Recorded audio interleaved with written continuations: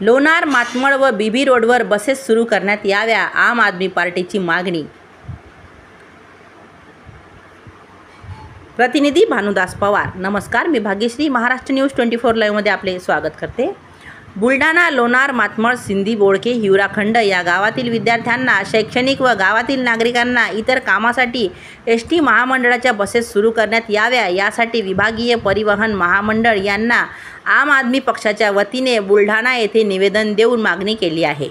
लोणार, सुलतानपूर व बीबी महामार्ग 15 किलोमीटर जास्त अंतरावर आहे.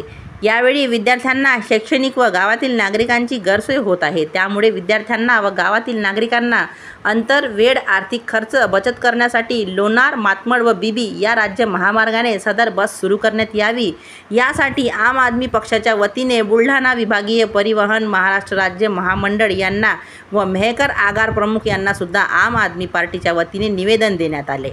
यावेळी ॲडव्होकेट दीपक मापारी, नरेश खडके, भानुदास पवार, गणेश सोळंके, प्रसाद घेवंदे, प्रशांत मोरे व शेख इरफान आदी पदाधिकारी यांनी निवेदन देऊन मागणी केली आहे.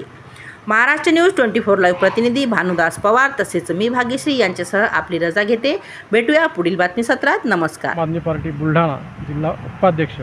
आज आम्ही बुलढाणा जिल्ह्यातील सर्व आम आदमी पार्टीचे कार्यकर्ते इथे विभागीय वाहतूक अधिकारी, महाराष्ट्र राज्य परिवहन महामंडळ बुलढाणा विभाग यांच्याकडे निवेदन द्यायसाठी आलेले आहे. त्या अंतर्गत लोणार तालुक्यामध्ये लोणार, मातमळ, बीबी या परिसरात लोणार, मातमळ, बीबी या महामार्गावर, राज्य महामार्गावर बस सुरू करावी असे आम्ही निवेदन दिले आहे.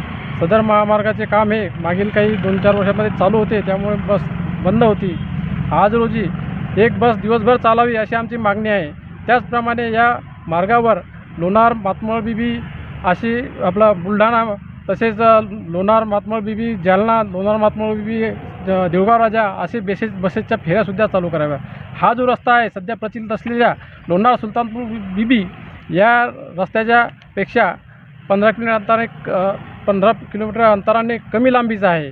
त्याचप्रमाणे बीबी आणि लोणार परिसरातील नागरिकांना, शेतकऱ्यांना, विद्यार्थ्यांना आणि शासकीय कर्मचाऱ्यांना हा कमी वेळेचा, कमी अंतराचा आणि खर्चामध्ये बचत करणारा रस्ता आहे.